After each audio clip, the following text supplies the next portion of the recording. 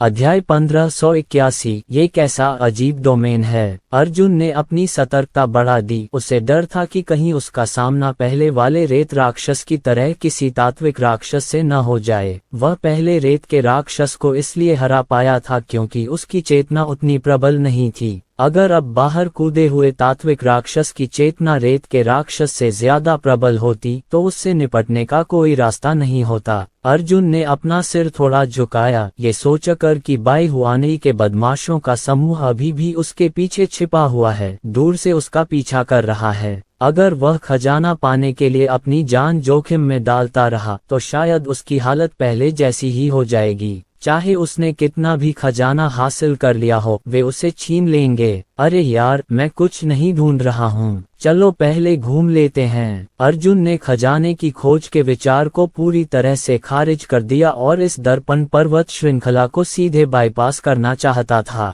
वह बहुत देर तक एक ही दिशा में उड़ता रहा, लेकिन क्रिस्टल पर्वत श्रृंखला का अंत नहीं ढूंढ पाया। वह बाईं ओर भी उड़ गया। आखिरकार उसे छोटे से गुप्त क्षेत्र का किनारा, गोलाकार दर्पण का निकास दिखाई दिया और वह क्रिस्टल पर्वत श्रृंखला को नजरअंदाज नहीं कर पाया। यदि वह बाईं ओर उड़ना जारी रखता तो वह वहां से निकलकर अनंत गुप्त क्षेत्र में प्रवेश कर जाता।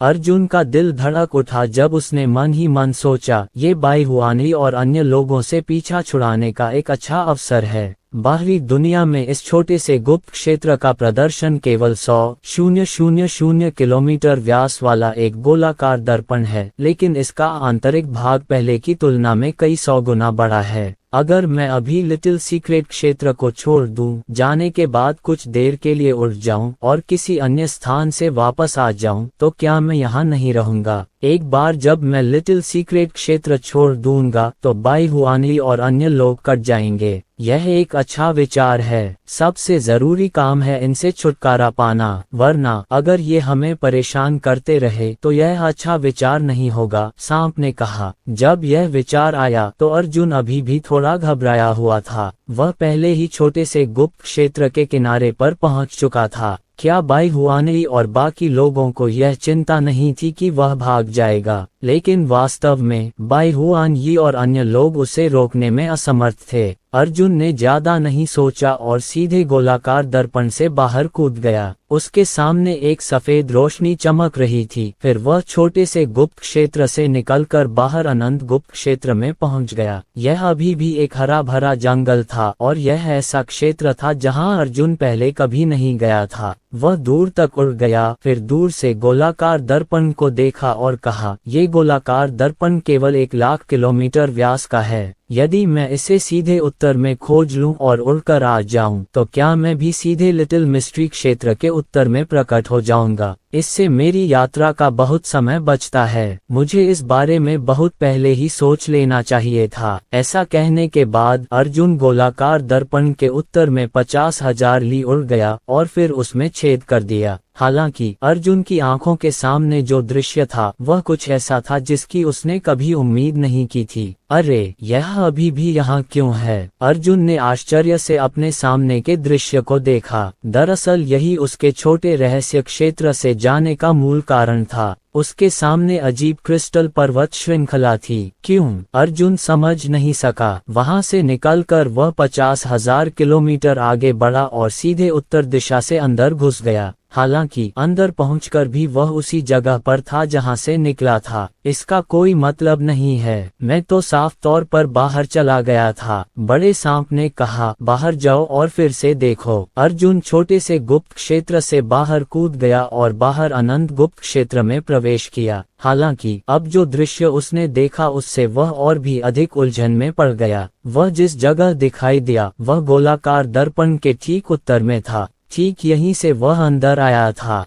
अर्जुन ने भौहें चढ़ाईं। पहली बार जब वह छोटे से गुप्त क्षेत्र में दाखिल हुआ तो वास्तव में वह गोलाकार दर्पण के पश्चिम से दाखिल हुआ था। पश्चिम की ओर वापस जाओ और देखो, सांप ने कहा। अर्जुन तुरंत राक्षसों के इलाके में वापस उड़ गया। यह पहली बार छोटे से गुप्त क्षेत्र का प्रवेश द्वार था। आगे कदम बढ़ाने से पहले वह एक क्षण के लिए हिचकिचाया। निश्चित रूप से छोटे से गुप्त क्षेत्र में प्रवेश करने के बाद वह अभी भी क्रिस्टल पर्वत श्रृंखला के सामने था। धिक्कार है। अर्जुन ने ठंडी हवा की सांस ली और कहा, चाहे तुम कहीं से भी आओ, तुम यहीं दिखाई दोगे। क्या ऐसा हो सकता है कि इस छोटे से गुप्त क्षेत्र ने मेरे प्रस्थान के निर्देशांक पहले ही याद कर लिए हों? मैं चाहे किसी भी तरह से प्रवेश करूं या बाहर निकलूं, ये हमेशा इसी निर्देशांक पर दिखाई देगा। फिलहाल यही एकमात्र स्पष्टीकरण होना चाहिए। शायद हम 100,000 मील व्यास वाले गोलाकार दर्पण को शुद्ध स्थानिक प्रवेश द्वार मान सकते हैं, सांप ने कहा। जहां तक छोटे गुप्त क्षेत्र की बात है, ये वास्तव में आपकी प्रगति को रिकॉर्ड करने में सक्षम है। एक बार जब आप इसमें प्रवेश कर जाएंगे तो बाहर निकलते समय आप निर्देशांक पर दिखाई देंगे। अर्जुन समझ गया कि सांप क्या कह रहा था। उसे पहले भी एक से ज्यादा बार अंतरिक्ष मार्ग मिले थे, लेकिन वे अंतरिक्ष मार्ग काले गोले थे जिनका व्यास कई मीटर और दसियों मीटर था। जब उसने 1,00,000 मील व्यास वाले गोलाकार दर्पण को देखा तो अर्जुन ने गलत फैसला किया। उसने सोचा कि गोलाकार दर्पण अपने आप में एक छोटा सा गुप्त क्षेत्र है। देखने में तो ऐसा लग रहा था कि वह गोलाकार दर्पण कोई बर्तन नहीं था, वह तो बस एक प्रवेश द्वार था, एक बहुत बड़ा प्रवेश द्वार। अर्जुन ने असहाय होकर कहा, अगर मुझे पहले पता होता तो मुझे इस छोटे से गुप्त क्षेत्र में प्रवेश करते समय ही इसके बारे में स्पष्ट रूप से सोचना चाहिए था। मुझे बस सीधे उत्तर दिशा से प्रवेश करना है। अब कुछ भी कहने के लिए बहुत देर हो चुकी है। आखिरकार हम उस समय इस छोटे से गुप्त क्षेत्र की कार्य प्रणाली नहीं जानते थे, बड़े सांप ने कहा। लेकिन बाई हुआनई और बाकी लोग अच्छी तरह जानते हैं। कोई आश्चर्य नहीं कि वे मुझे भागने से रोकने के लिए बाहर नहीं कूदे। पता चला कि उन्हें पहले से ही पता था कि मैं बिना किसी नुकसान के वापस लौटूंगा। तो फिर कोई और रास्ता नहीं है, हम केवल इस क्रिस्टल पर्वत श्रृंखला से ही गुजर सकते हैं। अर्जुन ने अपने दिल को पार किया और अपने हाथ में विशाल कृपाण के साथ क्रिस्टल पर्वत श्रृंखला की गहराई की ओर उड़ गया। ये पर्वत श्रृंखला पूरे छोटे से गुप्त क्षेत्र से होकर गुजरती होगी।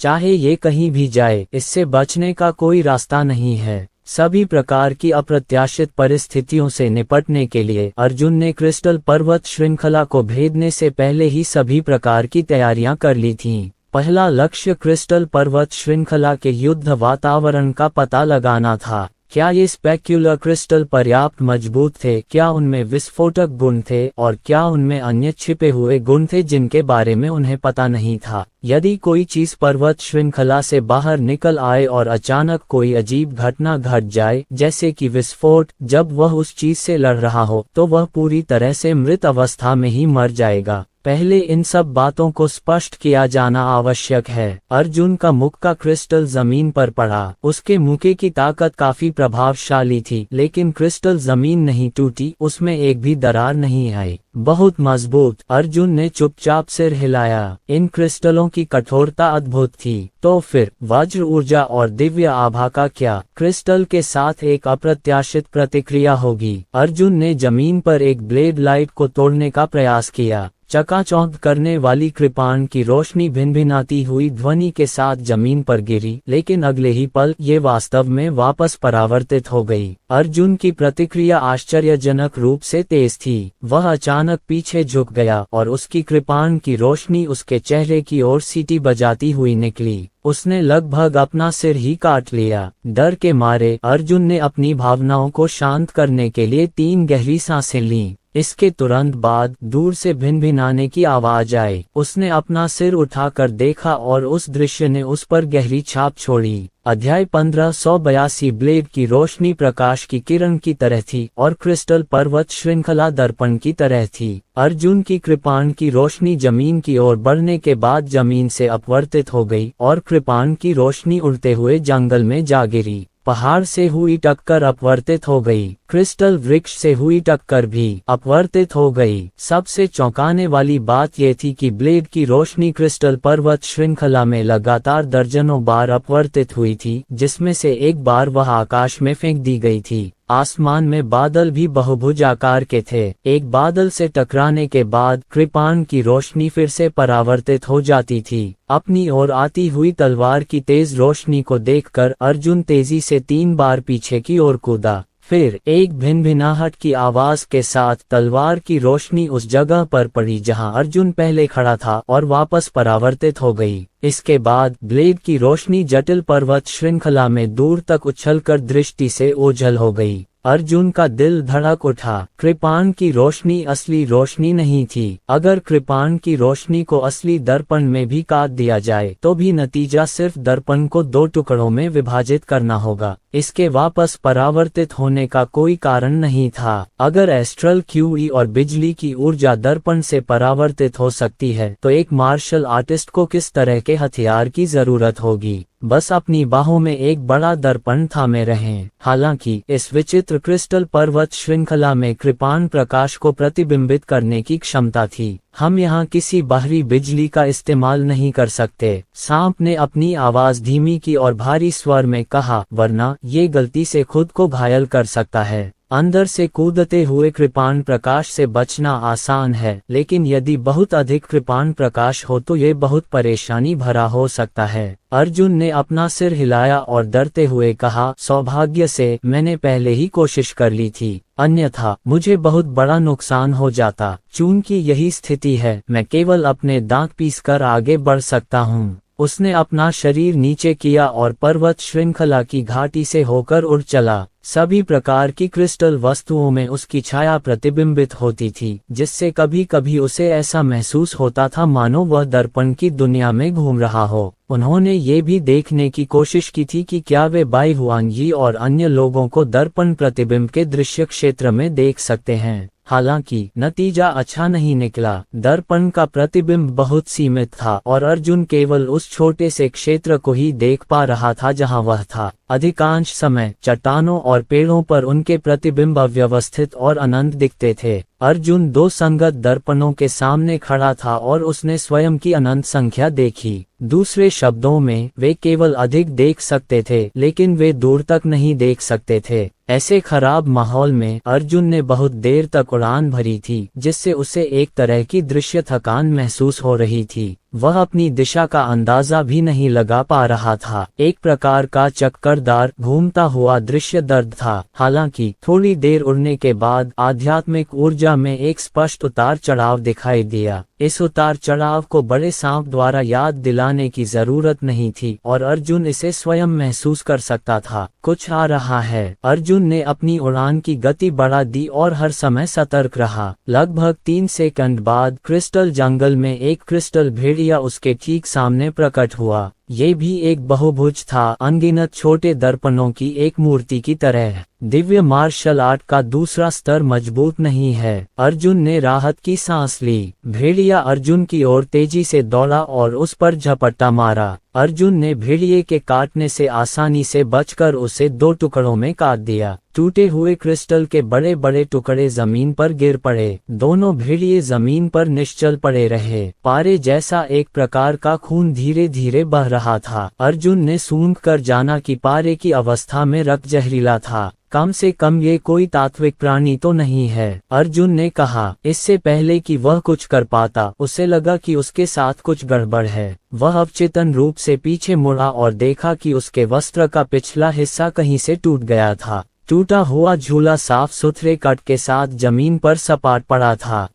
ये कब टूटा? अर्जुन ने भौहें चढ़ाईं। जाहिर है उस भेड़िए ने उसे अभी नहीं मारा था। उसने टुकड़े का पिछला हिस्सा उठाया और चारों ओर देखा। वह कट बिल्कुल चिकना और चिकना था, मानो किसी धारदार हथियार से काटा गया हो। इस दृश्य को देखकर अर्जुन की खोपड़ी सुन्न हो गई। क्या उस पर घात लगाकर हमला किया गया? उसे तो जरा भी पूर्वाभास नहीं था। यह दुश्मन के छिपे हुए हमले का नतीजा नहीं लग रहा। सांप का स्वर गंभीर हो गया। इसे तो तुम्हें ही काटना चाहिए था, अर्जुन की ने कहा। ये कैसे संभव है? मैंने क्रिस्टल भेड़िए पर सिर्फ एक ही कृपाण से वार किया। ये कैसे हो सकता है? हे भगवान, तुम्हारा मतलब है मैंने क्रिस्टल भेड़िए पर सिर्फ एक ही कृपाण से वार किया। अर्जुन की पुतलियां सिकुड़ गईं और उसे तुरंत एक बेतुकी बात का एहसास हुआ। सांप ने गहरी आवाज में कहा, तुमने अपने प्रतिबिंब को मारा। दूरी में बाईहुआनली और अन्य लोग दूर से अर्जुन की हर हरकत पर नजर रख रहे थे।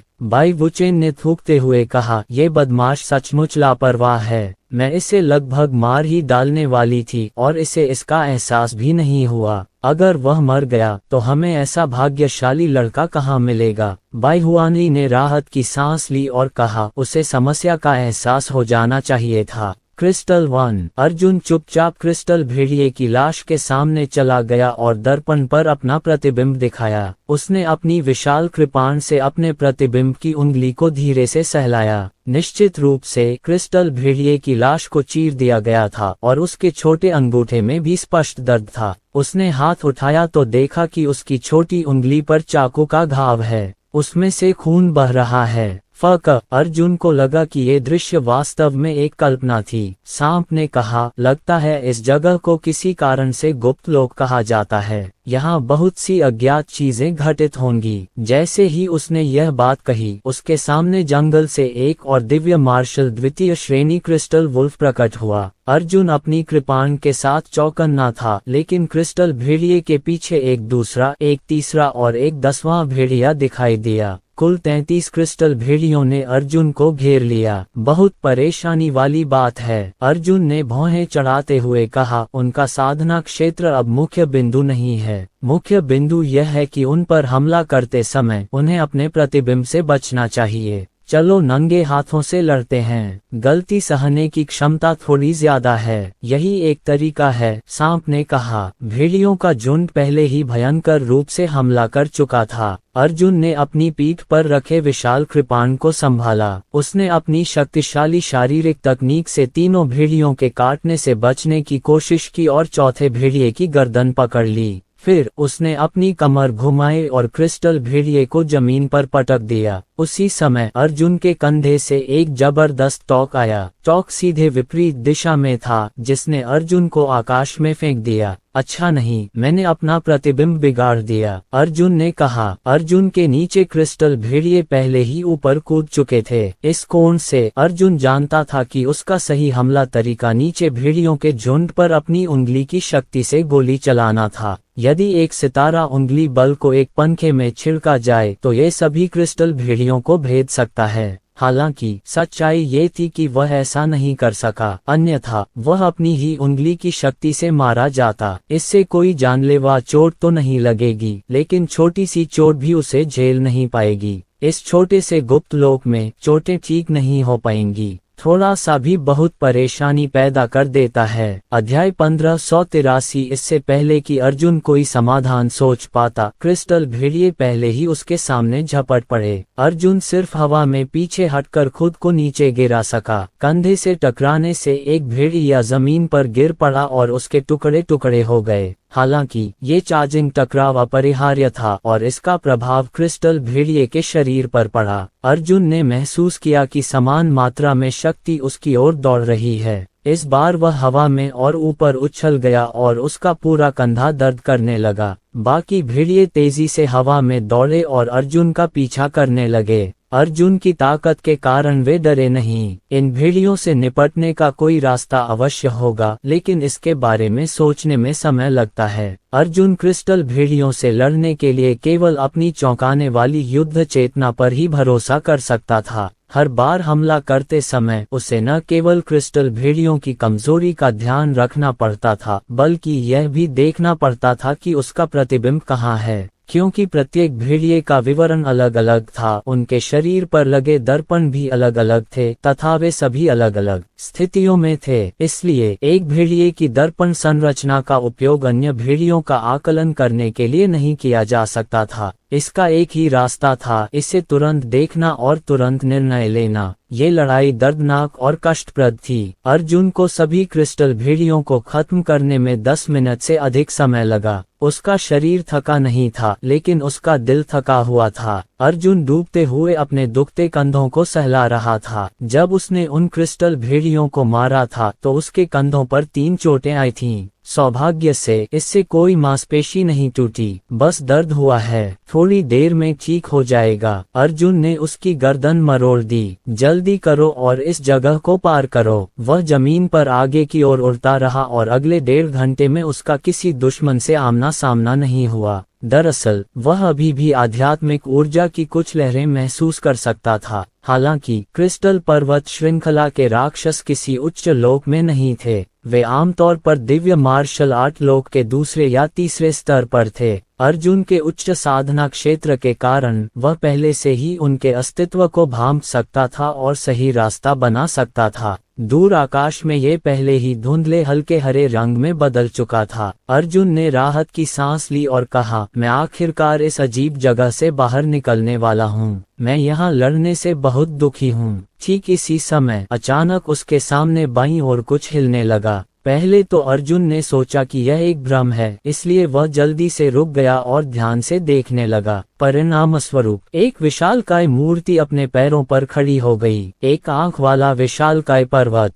वह विशालकाय व्यक्ति 100 मीटर से अधिक लंबा था और अपने हाथ में एक विशाल क्रिस्टल हथौड़ा पकड़े हुए था। उसका पूरा शरीर भी क्रिस्टल से बना था और उसका पूरा शरीर बहुरंगी रोशनी से भरा हुआ था। वह बहुत सुंदर था। धिक्कार है मार्शल सेज। अर्जुन का दिल कांप उठा। यह कोई मौलिक प्राणी नहीं था, लेकिन इसके शरीर पर लगा परावर्तक दर्पण बहुत अधिक परेशानी पैदा करने वाला था। मुख्य बात यह है कि इसकी साधना का दायरा ऊंचा है। उन क्रिस्टल भेड़ियों की तरह इससे निपटना आसान नहीं है। दूर से बाई हुआनली और अन्य लोग ये दृश्य देखकर अचंभित थे, लगभग अवाक। बाई हाउ ने दबी हुई आवाज में कहा, इस बच्चे का जीवन अच्छा है या बुरा? कुछ दिन पहले हम लगातार 3 बार क्रिस्टल माउंटेन रेंज में गए, लेकिन हमें इस बड़े आदमी का सामना नहीं करना पड़ा और यह बदमाश पहली बार आते ही उससे टकरा गया। बाई हुआनी की आंखों में चमक आ गई जब उन्होंने कहा, क्या ये हो सकता है कि किसी व्यक्ति के पास वास्तव में तथाकथित भाग्य हो? लेकिन कोई बात नहीं, उस विशाल क्रिस्टल राक्षस पर कुछ अविश्वसनीय अवश्य होगा। चलो इसे लूट लें। बाई हाउ ने जल्दी से उसे रोका और कहा, जल्दी क्या है? अगर उसके पास रेत राक्षस को मारने की क्षमता है तो उसके पास इस क्रिस्टल राक्षस को मारने की क्षमता भी है। हमें बस आराम से बैठकर एक मछुआरे के लाभ इकट्ठा करने की जरूरत है। उसे बेकार में इतनी मेहनत करने दो। क्या हमारे आकर उसका खजाना चुरा लेने से उसे और भी ज्यादा तकलीफ नहीं होगी? हे, वे सभी पांचों उपहास करने लगे। क्रिस्टल पर्वत श्रृंखला में अर्जुन एक एक कदम पीछे हटता गया और दांत पीसता रहा। इस बड़े आदमी को क्या करना चाहिए? शरीर की तकनीकें इसके लिए ज्यादा काम की नहीं हैं। 100 मीटर लंबे राक्षस से लड़ने के लिए शारीरिक तकनीक का इस्तेमाल,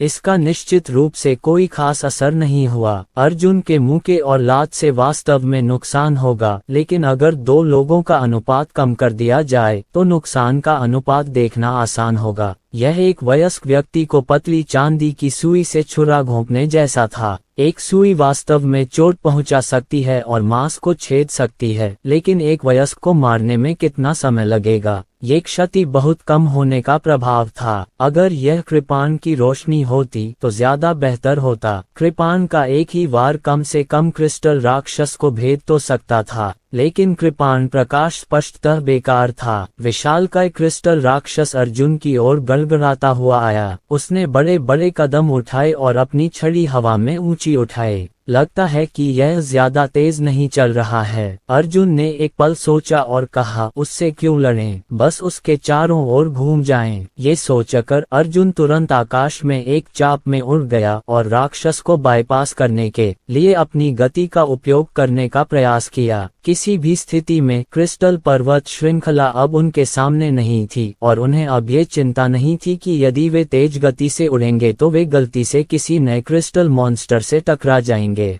हालांकि इस समय क्रिस्टल राक्षस ने कुछ बहुत ही अकथनीय कार्य किया। उसने अपनी हथेली ऊपर उठाए और अपने पेट पर थपथपाया। झनकार, एक कर्कश ध्वनि के साथ आकाश में उड़ रहे अर्जुन ने अचानक एक मजबूत बल महसूस किया जो सीधे उसे आकाश से नीचे गिरा रहा था। अर्जुन जोर से जमीन पर गिरा और 2-3 बार उछलकर वापस लौटा, फिर मुश्किल से खड़ा हो सका। यह आदमी वास्तव में जानता है कि अपने फायदे का उपयोग कैसे किया जाए। यह मेरे प्रतिबिंब की शूटिंग कर रहा है। सांप बोला, मैंने सचमुच भूत देखा है। अगले ही पल और भी अधिक चौंकाने वाला दृश्य सामने आया। विशालकाय क्रिस्टल राक्षस ने वास्तव में अपना बायां हाथ अपने ही पेट में डाल लिया था। उसने अपना सिर आईने में देखा। सबसे पहले उसने अपने शरीर को अर्जुन पर निशाना बनाया, फिर अपने हाथ को उसके शरीर में लगे दर्पण में घुसाने के लिए बढ़ाया, जिससे अर्जुन का प्रतिबिंब बाहर आ गया। उसी समय जब उसने अर्जुन का प्रतिबिंब खींचा, अर्जुन को एक अनियंत्रित बल ने तेजी से क्रिस्टल राक्षस की ओर खींच लिया। उसकी गति पहले ही प्रकाश की गति से भी आगे निकल चुकी थी। जिस समय अर्जुन का प्रतिबिंब दर्पण से बाहर खींचा गया, उसी समय अर्जुन का असली शरीर भी क्रिस्टल राक्षस के दर्पण शरीर से टकरा गया। प्रतिबिंब को बाहर खींच लिया गया, जबकि अर्जुन को अंदर खींच लिया गया। लेकिन अगले ही पल अर्जुन को अचानक पता चला कि वह क्रिस्टल राक्षस के हाथों में था। उसका असली रूप स्पष्ट रूप से राक्षस के दर्पण शरीर में उड़ गया था, लेकिन वह अभी भी राक्षस के बाहर दिखाई दे रहा था और राक्षस द्वारा उसे दबाया जा रहा था।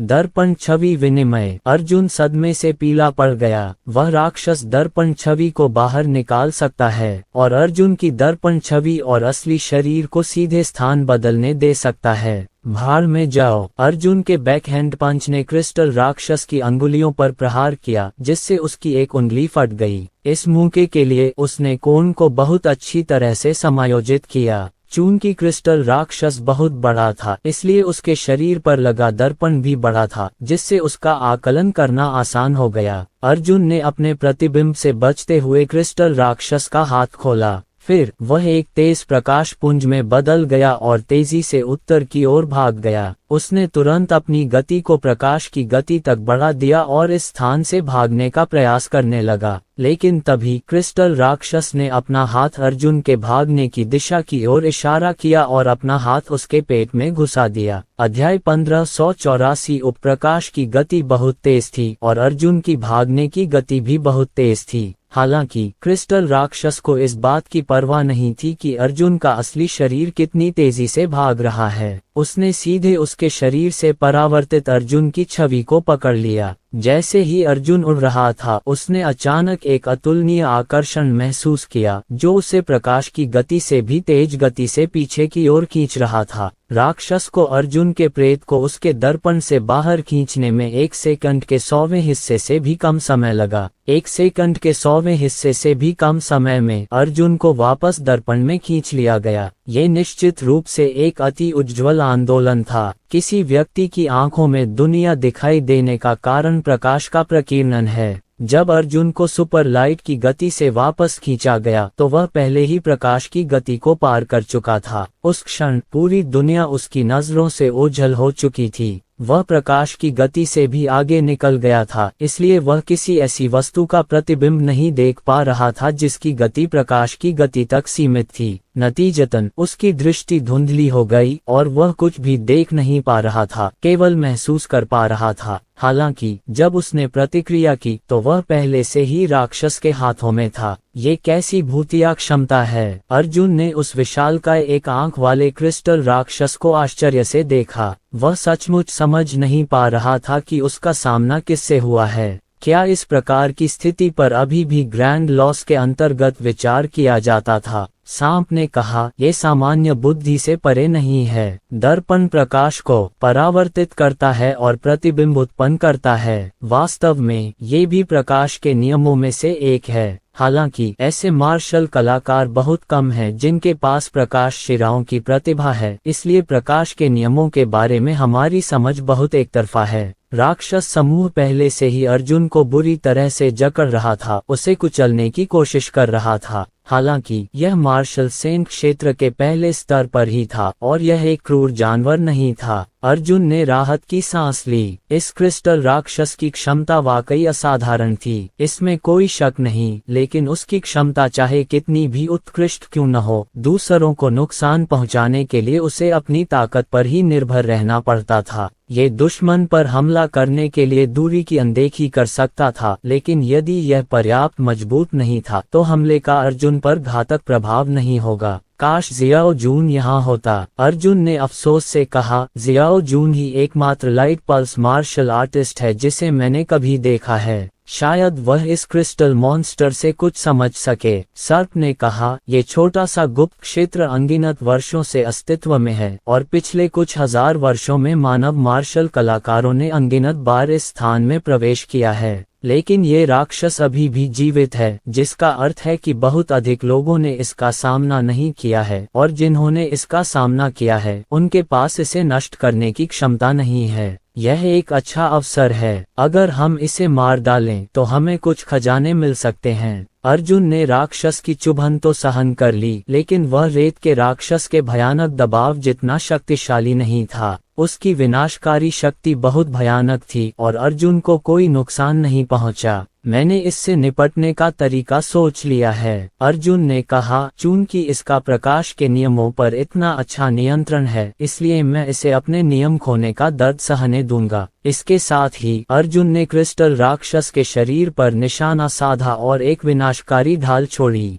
जहां तक अर्जुन का प्रश्न है, वह विनाशक शील्ड के पीछे छिप गया और उसने क्रिस्टल राक्षस से अपना प्रतिबिंब गायब होने दिया। विनाश शील्ड को धकेल दिया गया और इसकी शक्तिशाली कानून विरोधी क्षमता ने सीधे क्रिस्टल राक्षस के प्रकाश कानून को विफल कर दिया। विनाशक ढाल आगे की ओर उड़ी और बिना किसी क्षति के 3 सेकंड के भीतर क्रिस्टल राक्षस के शरीर को भेद दिया। क्रिस्टल राक्षस का विशाल शरीर गड़गड़ाहट के साथ ढह गया। इसकी अनोखी विशेषताओं ने इसे दूरियों को नजरअंदाज करने की क्षमता दी, लेकिन साथ ही इसने इसे नष्ट करने में भी आसानी प्रदान की। दर्पण का केवल एक भाग टूटने की जरूरत होती है और पूरा दर्पण उसके साथ टूट जाता है। विशालकाय क्रिस्टल राक्षस भयंकर ध्वनि के साथ जमीन पर गिर पड़ा और अनगिनत टुकड़ों में बिखर गया। अर्जुन, जो विनाशक ढाल के पीछे छिपा हुआ था, पूरी तरह से सुरक्षित था। जहां क्रिस्टल राक्षस की लाश बिखर गई थी, वहां एक छोटा और उत्तम क्रिस्टल पत्थर प्रकट हुआ। इस जिंगशी की रूपरेखा भी हृदय जैसी थी, लेकिन ये थोड़ी छोटी और खुरदरी थी। यह उस मौलिक हृदय जितना उच्च स्तरीय नहीं था जिसे रेत के राक्षस ने गिराया था।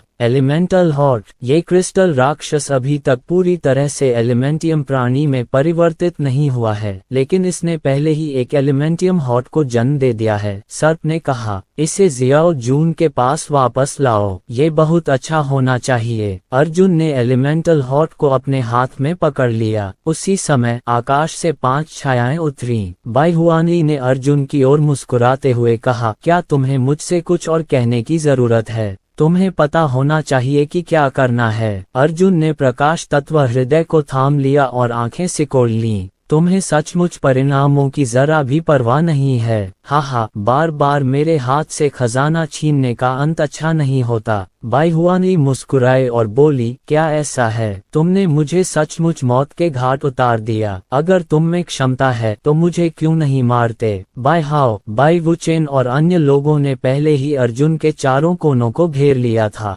अर्जुन ने एलिमेंटल हॉर्ट को अपने हाथ में तौला और कहा, तुम्हें इसकी कीमत चुकानी होगी। मेरा विश्वास करो, जिस किसी को भी मैंने इस तरह चेतावनी दी है, उसका अंत अच्छा नहीं होगा। बाईहुआनी उड़कर आई, अर्जुन के हाथ से एलिमेंटल हॉर्ट ले लिया और अर्जुन के कान में फुसफुसाया, 7वीं श्रेणी के दिव्य मार्शल संत 5वीं श्रेणी के मार्शल संत से ऐसे शब्द कहना बहादुरी नहीं बल्कि मूर्खता है। हालांकि मेरा तुम्हें मारने का कोई इरादा नहीं है, तुम ही तो चारा हो। जैसे ही वह बोल रहा था, बाईहुआनी ने अर्जुन के पेट में मुक्का मारा। इस मार्शल सेज फिफ्थ लेयर पंच ने सीधे अर्जुन को नीचे झुका दिया और ठंडे पसीने की बड़ी बूंदें गिरा दी। बाईहुआनी ने एलिमेंटल हॉर्ट को अपनी जेब में रख लिया और मुस्कुराया, ठीक है, पीछे हटो। वे पांचों 3 बार जोर से हंसे और चले गए। अर्जुन ने धीरे से अपना सिर उठाया और पांचों लोगों को जाते हुए देखा। वह गुस्से में या गुस्से में नहीं था, बल्कि हंसा। सचमुच उनमें से 5 मर चुके हैं। अर्जुन जोर से हंसा। ऐसा भाव दिखाने के बाद उसका मन किसी को मारने के लिए ललचा रहा था और जब तक वह अपना लक्ष्य हासिल नहीं कर लेता, वह हार नहीं मानेगा। पिछली बार जब अर्जुन ने ऐसा क्रोध झेला था, वह विश्व रक्षक संप्रदाय था और विश्व रक्षक संप्रदाय का अंतिम परिणाम अर्जुन द्वारा पूरे क्षितिज से मिटा दिया गया था। सर्प बोला, बदला लेने के बहुत से अवसर हैं, केवल शांत रहकर ही अंत तक हंसा जा सकता है। अर्जुन ने मुड़कर उत्तर की ओर उड़ान भरी। क्रिस्टल वन से निकलने के बाद आगे हल्का हरा आकाश था। आकाश का रंग सामान्य नहीं था और आकाश के नीचे की दुनिया तो और भी दुर्लभ थी। ये दुनिया बहुत अजीब थी। जब अर्जुन ने चारों ओर देखा तो वह यह महसूस करने से खुद को नहीं रोक सका कि दुनिया इतनी बड़ी थी कि वह जिज्ञासा से भरी हुई थी। यह मांस और रक्त का संसार था। धरती अब मिट्टी नहीं रही बल्कि मांस के टुकड़े जैसी हो गई थी। उसे ये भी महसूस हो रहा था कि वह मांसल जमीन अब भी बहुत धीरे धीरे हिल रही है। इस धड़कन की दर बहुत कम थी, लगभग 1 मिनट में एक बार, और प्रत्येक धड़कन लंबे समय तक चलती है। मानव हृदय की प्रत्येक धड़कन 1 सेकंड के 1 अंश तक चलती है, इसलिए इसे महसूस करना आसान है। हालांकि यहाँ जमीन की धड़कन हर बार लगभग 10 सेकंड तक रही। यह एक बहुत ही धीमी लहर जैसी थी। अगर कोई इसे ध्यान से महसूस न करे तो इस बारीकी को नजरअंदाज करना आसान होगा। जमीन पर पेड़ भी हाड़ मांस से बने थे। वे मांसल पेड़ बेहद उदास लग रहे थे। अध्याय 1585। क्या ये कोई जीवित प्राणी है? अर्जुन ने सोचते हुए अपनी हथेली से जमीन को छुआ। क्या ये हो सकता है कि मैं किसी विशालकाय जानवर के शरीर पर खड़ा हूँ? बड़े सांप, देखो, सांप बोला, मैंने इसे पहले ही देख लिया है। यह कोई विशालकाय जानवर नहीं है। हम जिस जगह पर हैं वह प्राकृतिक दुनिया है। ये बस उस प्राकृतिक दुनिया से अलग है जिसे हम याद रखते हैं। लोग यह मानकर चलते हैं कि भूमि पृथ्वी है और जंगल लकड़ी है, लेकिन यहाँ स्पष्ट रूप से ऐसा नहीं है। अंततः हमने बहुत कम दुनियाएं देखी हैं। सांप ने कहा, आसमान की ओर देखो। यदि तुम्हारे जन्म के समय से ही आसमान हल्का हरा होता तो क्या तुम्हें यह अजीब लगता? यदि आप ऐसे वातावरण में जन्मे और पले बड़े हैं तो आपको तब तक ये बेतुका नहीं लगेगा जब तक कि आप एक दिन नीला आकाश न देख लें। अर्जुन ने सिर हिलाया। आपका बयान दिलचस्प है, लेकिन ये समझ में आता है। आसमान का नीला रंग जमीन में धंसे वायुमंडल का रंग है। इस छोटे से गुप्त क्षेत्र की स्थानिक संरचना और भौगोलिक वातावरण उस दुनिया से अलग है जिसमें हम रहते हैं। तो फिर यह हल्का हरा आसमान देखकर कोई आश्चर्य नहीं होगा। अगर मैं अगली बार लाल आसमान देख सकूं तो मुझे कोई आश्चर्य नहीं होगा। जैसे ही उसने ये कहा, अर्जुन उत्तर की ओर उड़ गया। वह मोटे तौर पर महसूस कर सकता था कि वह उत्तर की ओर बढ़ रहा है। जब वह पहली बार अंदर गया तो उसके लिए ये तय करना बहुत मुश्किल था कि वह कहाँ है। हालांकि इस छोटे से गुप्त क्षेत्र में लंबे समय तक रहने के बाद वह धीरे धीरे यहाँ के नियमों के वातावरण के अनुकूल हो गया। उसने स्थिति निर्धारण का एक नया तरीका भी महसूस किया और वह था चुंबकीय क्षेत्र। कई पक्षी विश्व के चुंबकीय क्षेत्र को महसूस कर सकते हैं और दिशा का पता लगा सकते हैं। हालांकि मनुष्यों के पास ये क्षमता नहीं थी और यह छोटा सा गुप्त क्षेत्र उस दुनिया से बहुत छोटा था जिसमें अर्जुन रहा करते थे। इस कारण यहाँ चुंबकीय क्षेत्र को अधिक आसानी से महसूस किया जा सकता था। अर्जुन को पहले भी ऐसी स्थिति का सामना करना पड़ा था। उदाहरण के लिए उस छोटे नीले ग्रह पर। लगता है मैंने अभी आधी दूरी ही तय की है। उत्तर तक पहुंचने के लिए मुझे अभी भी आधी दूरी तय करनी है। यह मेरी अपेक्षा से बहुत धीमी है। जैसा कि अर्जुन ने कहा, उसने अनुमान लगाया कि छोटा गुप्त क्षेत्र वास्तविक छोटे गुप्त क्षेत्र से अभी भी बहुत छोटा था। उसने सोचा था कि वह जल्द ही वहां पहुंच जाएगा, लेकिन वास्तव में वह केवल आधी दूरी ही उड़ पाया था। 2 से 3 घंटे तक उड़ान भरने के बाद उसके सामने बाईं ओर तीव्र युआन क्यूई उतार चढ़ाव दिखाई देने लगे। वहाँ कोई लड़ रहा है, इधर उधर जाओ, सांप ने कहा। मुझे लग रहा है कि कम से कम 50 योद्धा एक रजत रक्तक्रूर जानवर पर हमला कर रहे हैं। वे मार्शल कलाकार बाई हुआन यी और अन्य लोगों के समान स्तर के हैं, लेकिन उनके क्षेत्र बाई हुआन यी जितने ऊंचे नहीं हैं। वे तीसरे और चौथे मार्शल संघ क्षेत्रों के आसपास हैं। अर्जुन ने तुरंत दिशा बदली और दाईं ओर उड़ गया। वह सिल्वर ब्लड विशियस बीस्ट को नष्ट करने के ऑपरेशन में भाग नहीं लेना चाहता था। वैसे भी लीक पकड़ने की उसकी बारी नहीं थी। 2 घंटे से अधिक समय तक दाईं ओर उड़ने के बाद उसके सामने एक विशाल पर्वतीय प्रेत प्रकट हुआ। अर्जुन फिर जितना पास उड़ता गया उसे उतना ही ज्यादा एक अशुभ संकेत का एहसास होता गया। ऐसा लग रहा था जैसे वह अशुभ संकेत पहाड़ की चोटी से आया हो। वह पहले तो रास्ता बदल कर जाना चाहता था, लेकिन फिर उसने सोचा अगर उस पहाड़ पर ड्रैगन के शल्क हों तो क्या होगा, क्या रास्ता बदल कर जाना गलती नहीं होगी। फिर वह फिर से पहाड़ के पास पहुंचा। वह जितना पास जाता दृश्य उतना ही हास्यास्पद होता जाता। यह मार्स का एक पहाड़ था। ये स्थान मीट माउंटेन से कई हजार मील दूर था और अर्जुन हवा की निरंतर धड़कन महसूस कर सकता था। इस तरह की धड़कन अदृश्य थी, मानो पूरा आकाश एक विशाल हृदय से भरा हो। इसकी धड़कन की आवृत्ति और तीव्रता जमीन की धड़कन से कहीं ज्यादा थी। ये वास्तव में वह धड़कन थी जिसने अर्जुन की बेचैनी को और भी तीव्र बना दिया। हर धड़कन के बाद दिल की धड़कन बढ़ रही थी। जब वह मार्स के पहाड़ से सिर्फ 1000 मील दूर था, तब भी इस धड़कन का उस पर बुरा असर हो चुका था। उसे ऐसा लग रहा था जैसे उसका खून ठीक से नहीं बह रहा है और उसके सिर में दर्द के मारे बेचैनी हो रही थी। 500 लीग पर स्थिति और भी बदतर हो गई। उसे सचमुच ऐसा लगा कि उसकी वज्र शक्ति में अराजकता के लक्षण दिखने लगे हैं और उसकी त्वचा में जलन होने लगी है। 200 लीग बाद हवा में हर धड़कन एक भारी मुक्का की तरह थी जो उसकी छाती पर बुरी तरह से प्रहार कर रही थी। इस नाड़ी की आवृत्ति मानव हृदय की धड़कन की आवृत्ति के समान थी तथा ये थोड़ी अधिक तेज भी थी। जब वह बेली पहुंचे तो उन्होंने तुरंत महसूस किया कि माउंट मीट के पैर के चारों ओर मार्शल कलाकारों का एक बड़ा समूह था।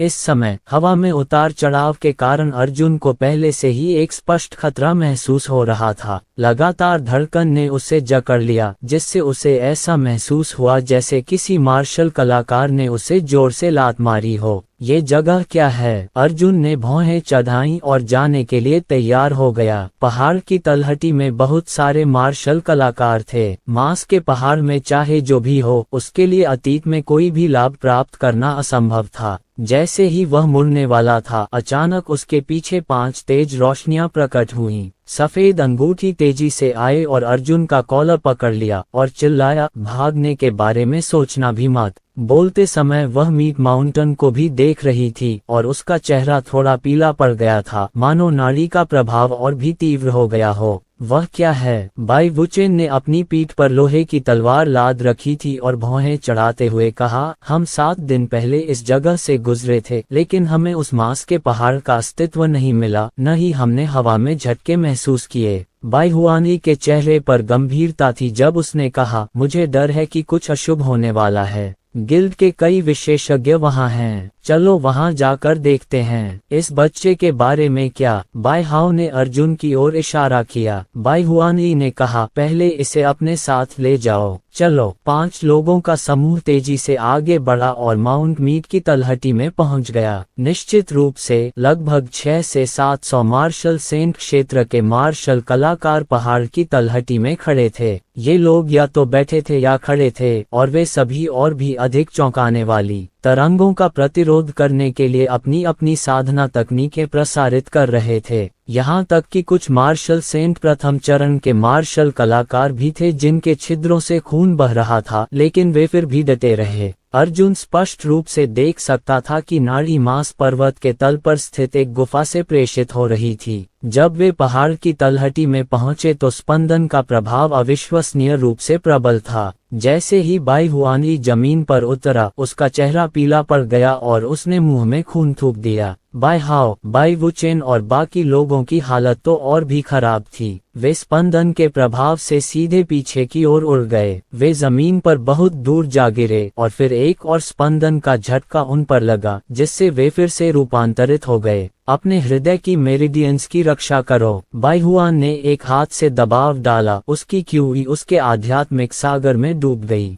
तभी उसके चेहरे पर थोड़ी नरमी आई। बाई हाओ और अन्य लोगों ने जल्दी से बाई हुआनगी के निर्देशों का पालन किया और नाड़ी का विरोध किया। लेकिन जिस बात ने बाई हुआनगी और वहां मौजूद 500 से अधिक मार्शल कलाकारों को सबसे अधिक आश्चर्यचकित किया, वह ये थी कि अर्जुन वास्तव में ठीक था। अर्जुन ने अपनी साधना नहीं की और बस जमीन पर वैसे ही खड़ा रहा। हालांकि उसका चेहरा भी पीला पड़ गया था। हर धड़कन उसे बहुत बेचैनी का एहसास करा रही थी, मानो कोई अदृश्य हाथ उसके दिल पर चुटकी काट रहा हो। उल्टी की तेज अनुभूति ने उसे बेहद असहज महसूस कराया। हालांकि वह उस स्तर तक नहीं पहुंचा था जहां बाई हुआनी और अन्य लोगों को खून की उल्टी हुई हो। लगता है यही वो डैमेज रिबाउंड है जिसके बारे में राक्षस बात कर रहे हैं। लेकिन क्या डैमेज रिबाउंड सिर्फ उन योद्धाओं पर ही लागू होता है जो सिल्वर ब्लड विशियस बीस्ट्स पर हमला करते हैं? सांप ने उत्सुकता से पूछा। स्पष्ट रूप से सभी ने इस मांस पर्वत पर हमला नहीं किया, लेकिन उन्हें स्वतः ही क्षति पहुंची। प्रतिभा जितनी अधिक मजबूत होगी, क्षेत्र में सोने की मात्रा उतनी ही अधिक होगी तथा क्षति प्रतिक्षेप का संयम भी उतना ही अधिक होगा। bai हुआनली और बाकी लोग मार्शल सेन क्षेत्र के 5वें स्तर पर थे और अगर वे अपनी ताकत का इस्तेमाल न भी करें तो भी वे तीव्र स्पंदनों का सामना नहीं कर पाएंगे। अर्जुन बस वहीं खड़ी रही और उसने इसका विरोध करने के लिए कुछ नहीं किया। अर्जुन अपने मन में जानता था कि यह स्पष्ट रूप से उसकी दिव्य प्रतिभा के काम करने के कारण था। इसका उसकी साधना से कोई लेना देना नहीं था, ये पूरी तरह से उसकी प्रतिभा की शक्ति के कारण था। हुआई, एक मार्शल कलाकार धीरे से जमीन से उठ खड़ा हुआ। इस व्यक्ति के पास मार्शल संघ क्षेत्र का 5वां स्तर भी था।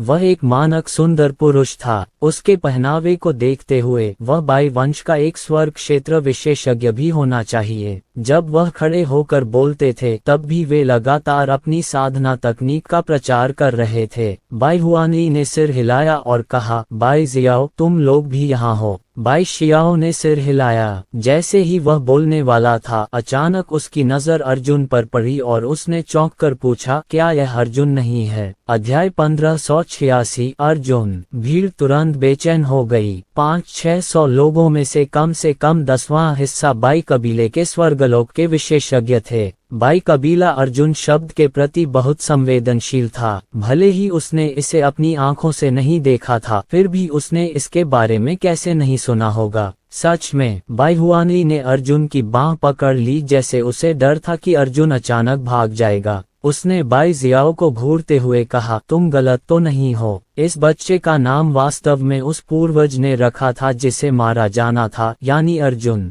bai जियाओ ने सिर हिलाया और कहा, बेशक, मैंने उसे अपनी आंखों से देखा था जब पिछली बार मैं पूर्वज पूजा समारोह में भाग लेने के लिए संघ क्षेत्र से अपने कबीले में वापस गया था। तस्क। bai जियाओ ने अर्जुन के चारों ओर चक्कर लगाया और कहा, मुझे उम्मीद नहीं थी कि मैं तुम्हें यहाँ फिर से देख पाऊंगा। युवक, तुम्हारी साधना में बहुत तेजी से सुधार हुआ है। जिस दिन तुम अपने कुल से भागे थे उस दिन तुम दिव्य मार्शल आर्ट के केवल पहले स्तर पर थे, है ना? यह अविश्वसनीय है कि आप किसी भी कबीले की शक्ति पर निर्भर हुए बिना इतने कम समय में दिव्य क्षेत्र के 7वें स्तर तक पहुंचने में सक्षम थे। bai हुआनली ने सतर्कता से अर्जुन को वापस खींच लिया और bai जियाओ से कहा, मैंने अर्जुन को पकड़ लिया है, लेकिन यह आपकी जिम्मेदारी नहीं है। bai जियाओ, बेहतर होगा कि आप उसके बारे में कोई विचार न रखें। bai जियाओ ने अपनी ईर्ष्या भरी निगाहों को बिल्कुल भी नहीं छिपाया और कहा, हुआई, इस बार तुम अच्छी स्थिति में हो। अगर तुम अर्जुन को हरा सकती हो तो निश्चित रूप से पूर्वजों द्वारा तुम्हारी सराहना की जाएगी। शायद पूर्वज आपको बड़ी मात्रा में पवित्र आत्मा पत्थर देकर पुरस्कृत करेंगे, जिससे आपको स्वर्गीय क्लेश क्षेत्र में आगे बढ़ने में मदद मिलेगी। जब स्वर्गीय क्लेश क्षेत्र शब्दों का उल्लेख किया गया तो वहां उपस्थित सभी मार्शल कलाकार भावुक हो गए। स्वर्गीय क्लेश, ये 2 शब्द मार्शल आर्ट के चरम क्षेत्र का प्रतिनिधित्व करते थे, जो मार्शल आर्ट में कदम रखने वाले प्रत्येक मार्शल कलाकार का आजीवन लक्ष्य होता था। bai हुआनली खुशी से मुस्कुराए। उसने अर्जुन की बांह पर जोर से चुटकी ली और कहा, तुम सचमुच मेरे लिए भाग्यशाली हो। तुमने न सिर्फ मेरे लिए इतने सारे खजाने लाए, बल्कि अंत में तुम मुझे इतना बड़ा इनाम भी दे पाए। bai हुआन ने हंसते हुए कहा, ये वास्तव में स्वर्ग की इच्छा है। हुआनली, जब आप अपने पूर्वजों की मान्यता जीत लेंगे तो मैं देख सकता हूँ कि वह छोटा बदमाश bai वुडाओ कितना पागल है। ये देखा जा सकता था कि ये अनुभवी स्वर्ग श्रेणी के विशेषज्ञ bai वुडाओ के प्रति अत्यंत शत्रुतापूर्ण थे। अर्जुन ने कोई टिप्पणी नहीं की, न ही वह इस बारे में कुछ कर सके। अपनी गलतियों के कारण वह भ्रामक गुप्त विरोधाभास तकनीक का उपयोग करने का अवसर चूक गया था।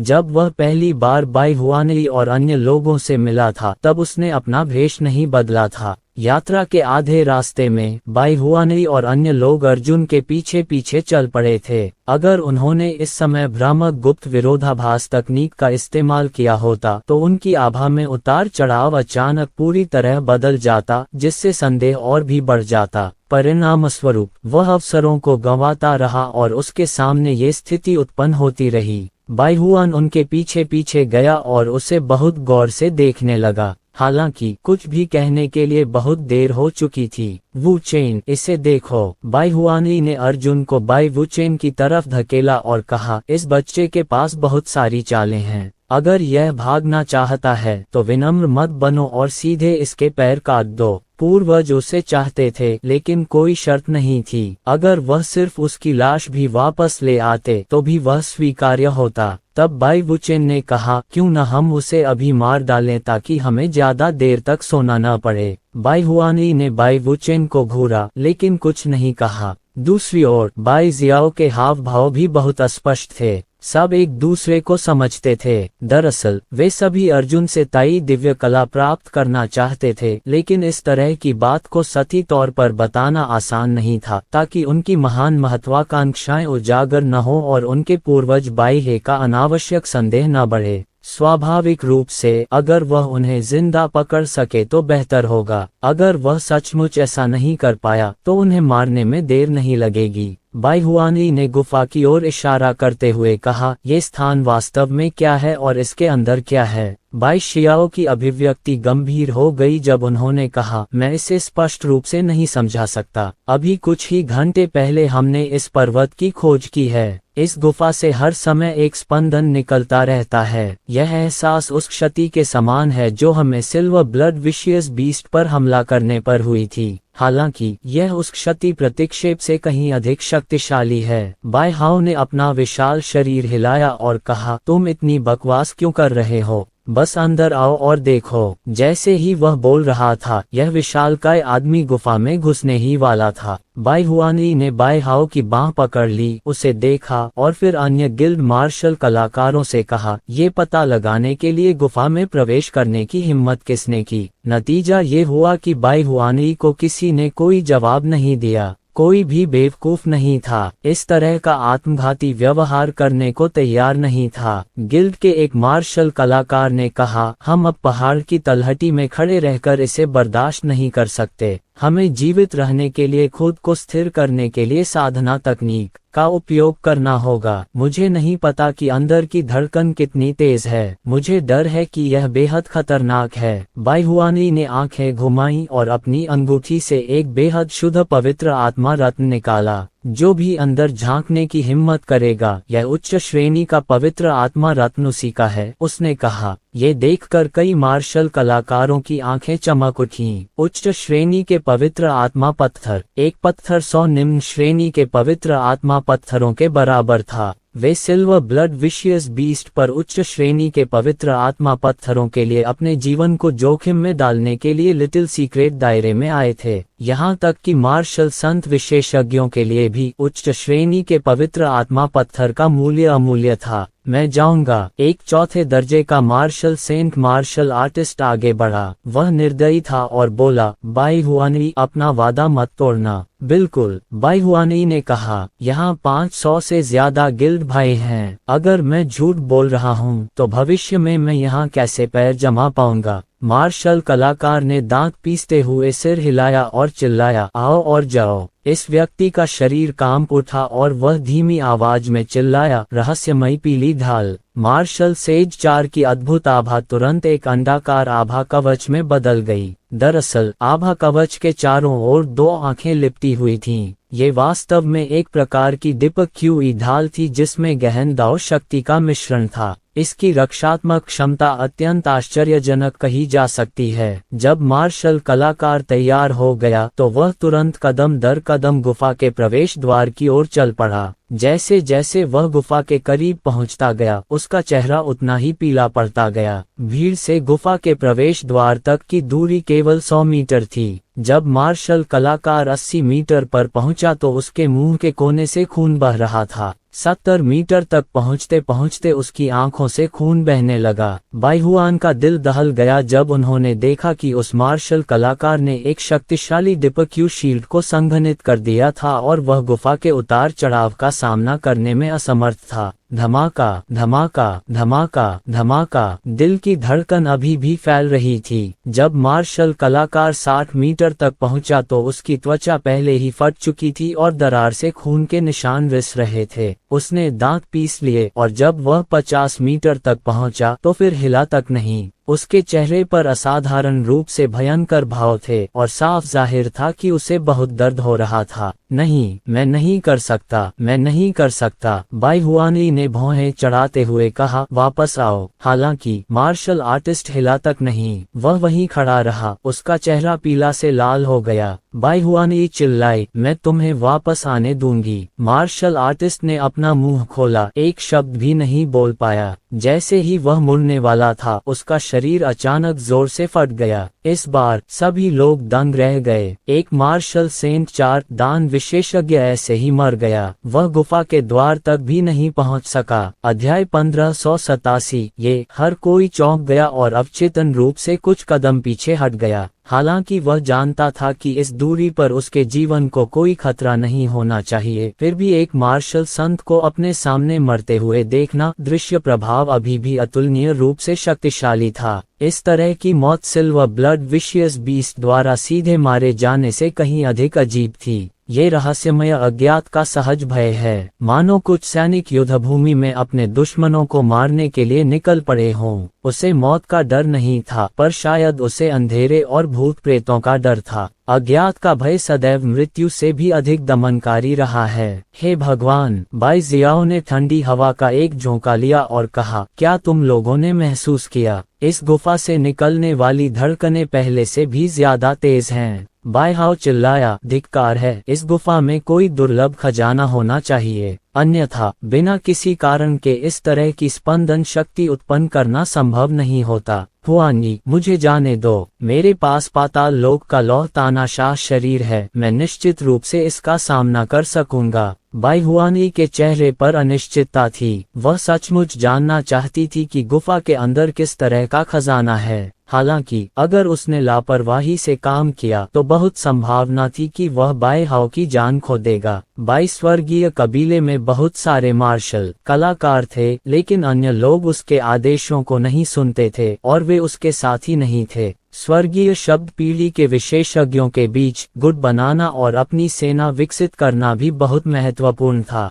अगर वह बाईहाओ जैसे शक्तिशाली और शक्तिशाली अधीनस्थ का बलिदान करती तो वह निश्चित रूप से इसे स्वीकार नहीं कर पाती। उसने आंखें घुमाई और हंस पड़ी। वह 2 कदम पीछे हटी और बाई शियाओ की टीम को देखते हुए अपने कंधों को गले लगा लिया। बाई जियाओ की अभिव्यक्ति ठंडी हो गई जब उसने कहा, बाईहुआनी, ऐसा मत सोचो कि मैं नहीं जानता कि तुम क्या सोच रही हो। बाईहुआनी ने व्यंग्य किया, मेरे पास तो अर्जुन पहले से ही है। अगर मैं इस गुफा में चीजें नहीं भी लाऊं तो भी मेरे लिए अर्जुन का इस्तेमाल करके पूर्वजों की प्रशंसा जीतना काफी होगा। आपकी टीम को अभी तक कुछ नहीं मिला है ना? क्या आप लिटिल मिस्ट्री दायरे को ऐसे ही छोड़ने को तैयार हैं? बाईहुआनी, तुमने क्या कहा? बाई शियाओ के समूह में से एक बाई कुल का स्वर्गीय क्षेत्र विशेषज्ञ भी सामने आया। उसने बाईहुआनी की ओर इशारा करते हुए कहा, तुम भी बाई कुल की सदस्य हो, फिर भी अपने ही लोगों के खिलाफ साजिश रच रही हो।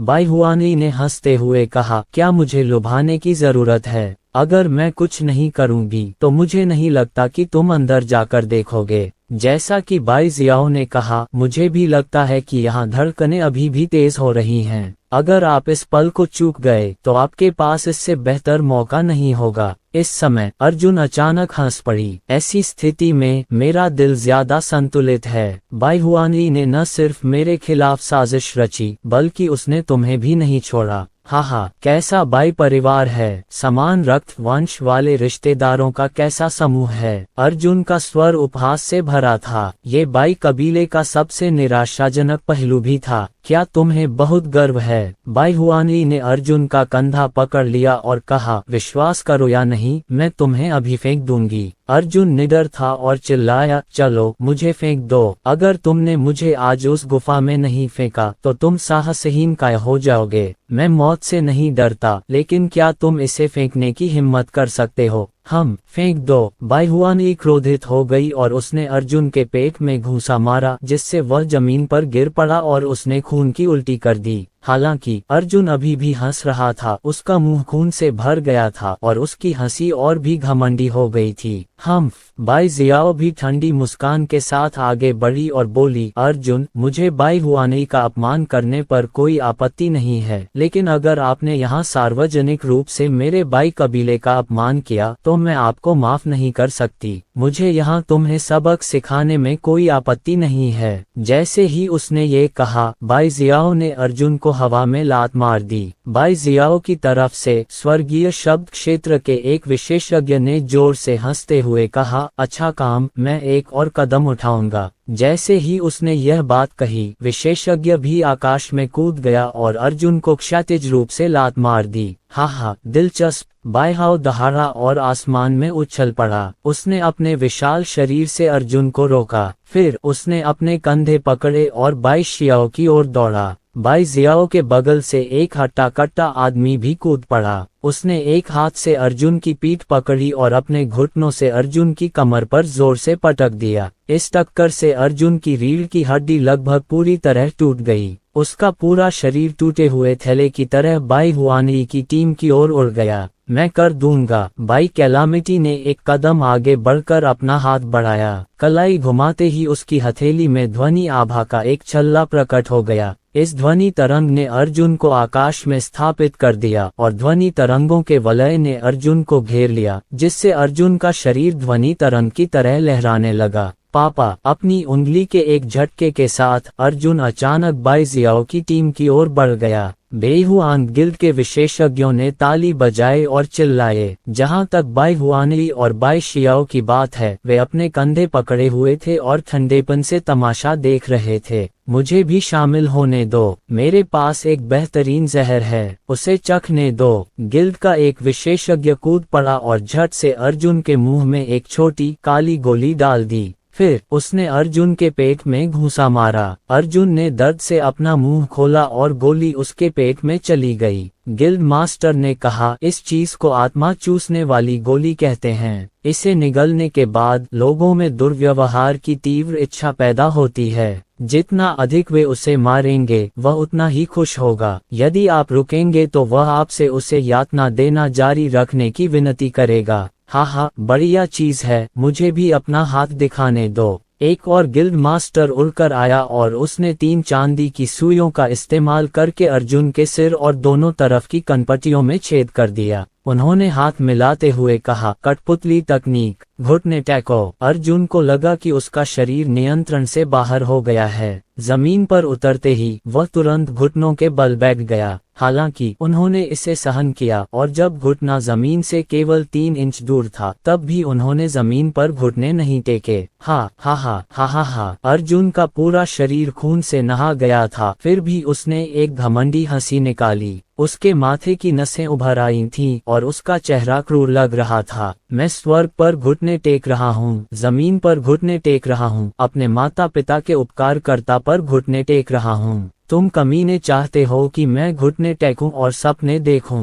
जुआनदाओ साधक का चेहरा गहरा हो गया और उसने अपने हाथ और भी तेजी से हिलाए और चिल्लाया, घुटने टेको। अर्जुन दहाड़ा, अपनी दादी को बकवास करो। अर्जुन ने दिव्य मार्शल तकनीक के 7वें स्तर के साथ 5वें स्तर के मार्शल संत गहन दाओ साधक के मानसिक नियंत्रण का बलपूर्वक विरोध किया। इस दृश्य ने कई लोगों को चौंका दिया। इसका सामना करने के लिए आपकी इच्छा शक्ति कितनी मजबूत थी। गहन दाओ साधक ने इसे लंबे समय तक नियंत्रित किया, लेकिन अंत में वह अर्जुन को अंतिम 3 इंच नीचे घुटने टेकने के लिए मजबूर करने में असमर्थ रहा। वह इतना शर्मिंदा हुआ कि उसने उछलकर 1 फुट लंबी चांदी की सुई निकाली और अर्जुन के सिर में छेद करने वाला था। इसी समय एक धीमी सी गड़गड़ाहट हुई। अचानक गुफा से एक और भी तेज धड़कन फैल गई। ये धड़कन नंगी आंखों से भी दिखाई दे रही थी, मानो कोई हल्की सी शॉकवेव हो। अर्जुन सहित सभी मार्शल कलाकार इस घटना से घबरा गए। धिक्कार है, बाई हुआनली और अन्य लोग दूर से उठे और गुस्से से बोले, नाड़ी फिर से तेज हो रही है। अध्याय 1588। बाई जियाओ की अभिव्यक्ति में भारी परिवर्तन आया जब उसने कहा, खेलना बंद करो, अभी समय नहीं है। इस छोटे जानवर को धीरे धीरे यातना देने से पहले गुफा में खजाने मिलने तक प्रतीक्षा करो। छोटे कमीने, ईमानदार बनो। बाई हाओ ने अर्जुन को घसीटा और उस पर पैर रख दिया। अर्जुन का चेहरा खून से लथपथ था, लेकिन उसके चेहरे पर अभी भी एक क्रूर व्यंग्य था। बाई हाओ ने कृपालुता से अर्जुन की ओर देखा और कहा, अगर तुमने फिर से पादने की हिम्मत की तो मैं एक पैर से तुम्हारी आंतें कुचल दूंगी। क्या तुम्हारे पास आग में स्नान करने के बाद पुनर्जीवित होने की क्षमता नहीं है? यदि तुम्हारे पास क्षमता है तो तुम इसका उपयोग इस छोटे से गुप्त क्षेत्र में भी कर सकते हो। हे खेलना बंद करो। बाई हुआनली जानती थी कि बाई हाओ के अंग मजबूत थे और उसका मन सरल था, इसलिए उसे सचमुच डर था कि वह अर्जुन के पैर को कुचल देगा। देखो, वह क्या है? बाई वुचेन ने अचानक गुफा की ओर इशारा किया और कहा, वहां कवच का एक सेट क्यों है? सभी ने जल्दी से गुफा की ओर देखा और वह अविश्वसनीय दृश्य देखा। गुफा के प्रवेश द्वार से कुछ मीटर की दूरी पर एक मानव कवच दिखाई दिया। कवच की सतह पर अजीब सी चांदी की रेखाएं थीं जो रून जैसी लग रही थीं। जहां कवच के पैर थे वहां जमीन पर स्पष्टतः 2 खरोंचें थीं। इसका मतलब ये था कि यह पहले की तीव्र स्पंदन थी जिसके कारण कवच का सेट थोड़ा बाहर निकल आया था और इसीलिए हर कोई इसे देख पाया था। ऐसा नहीं है। बाई हुआनली ने ठंडी हवा में सांस ली और बाई जियाओ के साथ नजरें बदलीं। बाई जियाओ ने उत्तर दिया, चांदी के खून वाले क्रूर जानवर का खोल। ये तो बहुत ही अद्भुत है। बाई वुचेन ने जल्दी से कहा, सिल्वर ब्लड विशियस बीस्ट की रक्षा असाधारण रूप से चौंकाने वाली है। यह न केवल मजबूत है बल्कि मानव मार्शल कलाकारों को भी नुकसान पहुंचाने का प्रभाव रखती है। जिन रजत रक्त भयंकर जानवरों को हमने अतीत में मारा था उन्होंने अपने खोल उतारने की कोशिश की है, लेकिन खोल हमेशा रजत रक्त भयंकर जानवरों की मौत के साथ ही छूट जाएंगे। इस बार सबकी बोलती बंद हो गई। सबको समझ आ गया कि बाई वुचेन का क्या मतलब था। रजत रक्त दुष्ट जानवर का कवच सबसे उत्तम कवच था, लेकिन ऐसी चीज पाना बिल्कुल असंभव था। अगर इसे छील भी दिया जाए तो भी यह बेकार होगा और गायब हो जाएगा। हालांकि किसी कारण से ऐसा रजत रक्त विशेष जानवर कवच केवल गुफा में ही प्रकट हुआ था। कवच के अंदर कोई रजत रक्त विशेष जानवर नहीं थे। क्या ऐसा हो सकता है कि किसी चांदी रक्त वाले जानवर ने अपना कवच उतार दिया हो, ये सब पीछे छोड़ गया हो? उस स्थिति में क्या ये कवच छीना नहीं जा सकेगा? यह मेरा है। एक गिल्ड मास्टर दहाड़ता हुआ पागलों की तरह गुफा में घुस गया। इसे मुझसे मत छीनो। एक अन्य गिल्ड मास्टर अधीरता से दौड़ा। वे दोनों मार्शल सेंट क्षेत्र के 5वें स्तर पर थे, लेकिन जब वे गुफा में 50 मीटर अंदर पहुंचे तो दोनों में विस्फोट हो गया। वास्तव में ये और भी शक्तिशाली हो गया है। बाई वुचेन ने एक पल सोचा और कहा, पहले मार्शल सेंट स्टेज के 4थे स्तर का सदस्य 50 मीटर दूर से ही हमला कर सकता था। अब मार्शल सेंट स्टेज के 5वें स्तर का सदस्य भी केवल 50 मीटर दूर से ही हमला कर सकता है। ये पल्स एक और स्तर अधिक शक्तिशाली है। बाई जियाओ ने बाई हुआनली को घूरते हुए कहा, हुआनली, तुम्हारे पास पहले से ही अर्जुन है, तुम मुझसे ये कवच नहीं छीन सकते। बाई योन, तुम आगे हो, चलो एक साथ दौड़ते हैं। जब हम इसे नहीं संभाल सकते तो तुरंत टीम के पीछे लौट जाओ और अगले व्यक्ति को आगे बढ़ने दो। ऐसा कहने के बाद बाई जियाओ की टीम के सुपर मजबूत आदमी ने जोर से दहाड़ लगाए और गरजती हुई गति से गुफा के प्रवेश द्वार की ओर चल दिया। बाई जियाओ और टीम के अन्य 4 सदस्य बाई योन के पीछे चले। सर्वोच्च तानाशाह निकाय वास्तव में अत्यंत शक्तिशाली था। वह बाई योन भी मार्शल सेंट क्षेत्र के 5वें स्तर पर था, लेकिन जब वह 50 मीटर दूर चला गया तो उसका चेहरा अभी भी पीला था और उसकी नाड़ी से उड़ने का कोई संकेत नहीं था। हम पीछे नहीं रह सकते। उस रजत रक्त क्रूर जानवर का कवच अमूल्य है। ये दुनिया में कवच का एकमात्र सेट है। बाई हाओ दहाड़ने से खुद को रोक नहीं सका। हुआ, चलो। बाई हुआनई एक पल के लिए हिचकिचाई, लेकिन बाई जियो की टीम पहले ही गुफा से 40 मीटर दूर थी। जल्दी करो और फैसला करो, वरना बहुत देर हो जाएगी। बाई हाओ दहाड़ा। बाई हुआनई ने आखिरकार अपना मन बना लिया। उसने एक लंबी तलवार निकाली और अर्जुन की पीठ में वार करके उसे जमीन पर गिरा दिया। उसके बाद उसने ठंडेपन से सभी की ओर देखा और कहा, सभी ने देखा कि अर्जुन को मैंने पकड़ लिया था। भले ही किसी ने अर्जुन को छीनने के लिए आग का फायदा उठाया हो, लेकिन वास्तव में मैंने ही उसे पकड़ा था।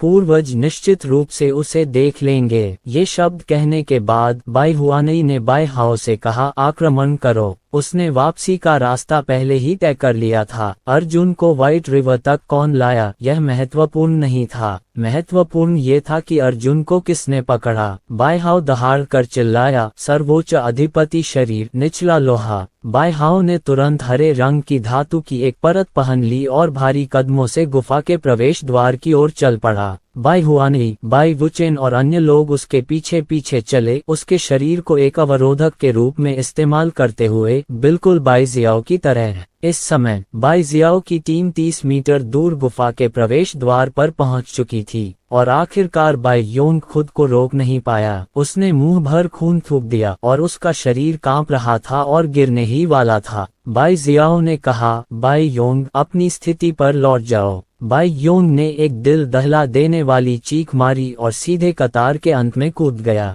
बाई योंग के पीछे दूसरे विशेषज्ञ ने उसकी जगह ले ली। वह व्यक्ति भी अपना सर्वोच्च तानाशाह शरीर छोड़कर बलपूर्वक 5 मीटर आगे चला गया। हालांकि उसकी शारीरिक क्षमता बाई योंग से कमतर थी। वह केवल 5 मीटर दूर था और टिक नहीं पा रहा था। वह तुरंत टीम के पीछे कूद गया और उसकी जगह एक तीसरे व्यक्ति को ले लिया गया। इसके बजाय वह बाई जियाओ के शीर्ष तक 20 मीटर चला। जब वे गुफा से केवल 15 मीटर दूर थे तो बाई जियाओ समूह के पीछे कूद गया और धड़कन का विरोध करने के लिए बाई योंग में बदल गया। केवल अंतिम 10 मीटर। बाई शियाओ और अन्य लोगों के चेहरे पर भयंकर भाव थे और उनके शरीर पर घाव के निशान दिखाई दे रहे थे। लेकिन इस समय बाई हुआनई की टीम ने वास्तव में पकड़ बना ली। बाई हाओ के पास पाताल लोक के लौह अधिपति काया थी, जो उनका सबसे बड़ा लाभ था। वे वास्तव में अकेले बाई हाओ पर भरोसा करके गुफा के प्रवेश द्वार से 10 मीटर दूर तक पहुंचने में कामयाब रहे। हालांकि बाई हाओ अभी भी डटा रहा। बाई हुआनई, बाई जियाओ दहाड़ा, तुम्हें इसे मुझसे छीनना होगा, है ना? बाई हुआनई ने व्यंग्य किया, जिसके पास सबसे अधिक क्षमता होगी, स्वाभाविक रूप से उसके पास चांदी का कवच होगा। हालांकि इस स्थिति तक पहुंचने के बाद दोनों टीमें आगे नहीं बढ़ सकीं। वे गुफा के प्रवेश द्वार के बहुत करीब थे और धड़कन हवा के झोंके की तरह थी, जो उन्हें पागलों की तरह धकेल रही थी। 10 मीटर बाद हर बार जब वह गुफा के करीब पहुंचता, भले ही वह 1 मीटर ही क्यों न हो, तो उसके लिए आकाश तक चढ़ना उतना ही कठिन होता। दोनों टीमें लगातार बारी बारी से उन सदस्यों को बदलने का प्रयास करती रहीं, जो पल्स का विरोध करते थे, लेकिन हर बार ऐसा करने पर वे मुश्किल से 1 इंच भी आगे बढ़ पाते थे।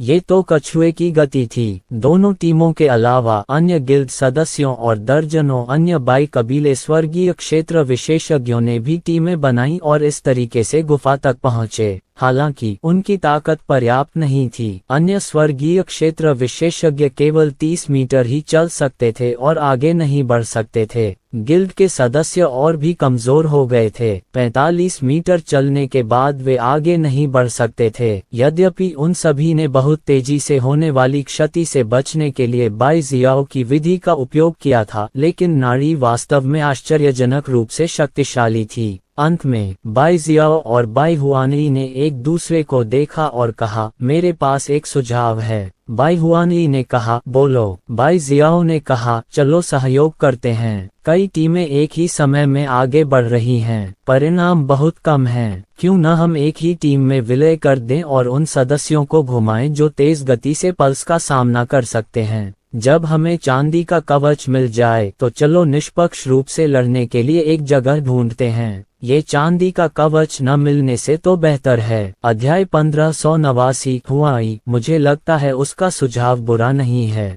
बाई वुचेन ने कहा, सबके अकेले लड़ने से तो अंत में किसी को कवच नहीं मिलेगा। बेहतर है कि उसकी बात मान ली जाए। जब हमें कवच मिल जाए तो चलो एक कवच ढूंढते हैं और उसे एक साथ छीन लेते हैं। जिसके पास सबसे अधिक क्षमता होगी वह स्वाभाविक रूप से उसका होगा। ठीक है, बाई हुआनई चिल्लाई, चलो ऐसा करते हैं। सब लोग वापस आ जाओ, विदेशी संघ के सदस्यों के साथ कवच प्राप्त करने जाओ। उसके बाद सभी के पास इसके लिए लड़ने की योग्यता होगी। जैसे ही ये शब्द बोले गए सभी लोग तुरंत कतार में खड़े हो गए। 500 से अधिक लोगों ने एक बड़ा स्तंभ बनाया और गुफा की ओर बढ़ते रहे। 1 इंच, 1 इंच, 1 इंच। प्रत्येक सदस्य ने 2 सेकंड से भी कम समय तक पल्स का विरोध किया। उसके बाद तुरंत टीम के पीछे कूद गया। क्योंकि कतार बहुत लंबी थी इसलिए आगे की पंक्ति में सबसे पहले जो व्यक्ति नाड़ी की गति को झेल सकता था वह भी पीछे कूद सकता था और अधिक समय तक संघर्ष कर सकता था। यहाँ घाव तो नहीं भर सकता लेकिन सहन शक्ति भर सकती है। 9 मीटर, ये गुफा से केवल 9 मीटर दूर था। ठीक इसी समय बाई जियाओ के आगे बढ़ने के वैकल्पिक रास्ते के बावजूद एक विस्फोट होने लगा। धमाका, एक मार्शल कलाकार अचानक भड़क गया। इसके तुरंत बाद गड़गड़ाहट की आवाजें सुनाई देने लगी और लगातार मार्शल कलाकार विस्फोट करने लगे। हालांकि दुनिया का इकलौता चांदी का कवच उसके सामने ही था। इस भारी प्रलोभन ने सभी को खुद को भाग्यशाली महसूस कराया। शायद जब उसकी बारी आएगी तो वह कवच प्राप्त कर सकेगा। शायद जब वह कतार में सबसे आगे था तो वह इतना भाग्यशाली था कि बच गया। जब वह कतार के अंत में वापस आ गया और उसकी बारी दोबारा आने से पहले तो उसे कवच मिल गया होगा। यदि ऐसा होता तो उसके पास कवच के स्वामित्व के लिए दूसरों के साथ प्रतिस्पर्धा करने की योग्यता होती।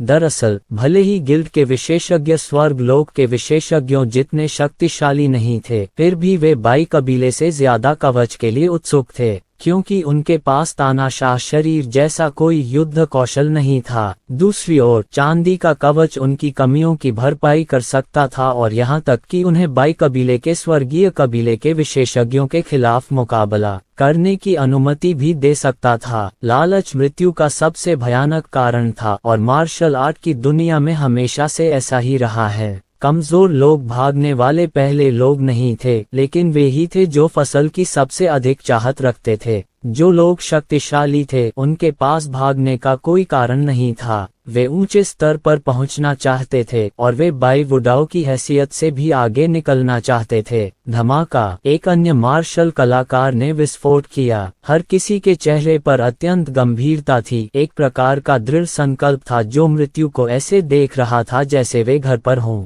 8 मीटर, 7 मीटर, अब केवल 6 मीटर ही बचे हैं। 6 मीटर की दूरी पर किसी मार्शल आर्टिस्ट के विस्फोट की आवृत्ति बढ़ती जाती थी। अब लगभग 2 सेकंड बाद कोई व्यक्ति विस्फोट कर जाता था। कुछ लोग 2 सेकंड तक प्रतिरोध करने में सफल रहे और लाइन के अंत तक कूद गए, जबकि अन्य इतने भाग्यशाली नहीं थे कि गुफा के बाहर विस्फोट कर सकें। 5 मीटर, 4 मीटर, 500 लोगों की टुकड़ी एक के बाद एक विस्फोटित हो गई, जिससे केवल 300 लोग ही बचे। 3 मीटर, 2 मीटर, 1 मीटर, गुफा का प्रवेश द्वार आसानी से पहुंच में था। गड़गड़ाहट, गड़गड़ाहट, गड़गड़ाहट, धमाकों का सिलसिला शुरू हो गया। आगे की पंक्ति में बैठे मार्शल आर्टिस्ट अभी अभी फटे थे और उनके पीछे खड़े मार्शल आर्टिस्टों को खड़े होने का भी समय नहीं मिला, वे भी फट गए। मार्शल संतों का ये समूह, मार्शल दाओ विश्व के सबसे शक्तिशाली मार्शल संतों का ये समूह, जो दूसरे स्थान पर थे, गुफा के प्रवेश द्वार पर लगातार मर रहे थे। हालांकि मृत्यु और चांदी के कवच की चाहत ने उनके अंदर अति भयंकर कब्जे की इच्छा को प्रज्वलित कर दिया। शुल्क,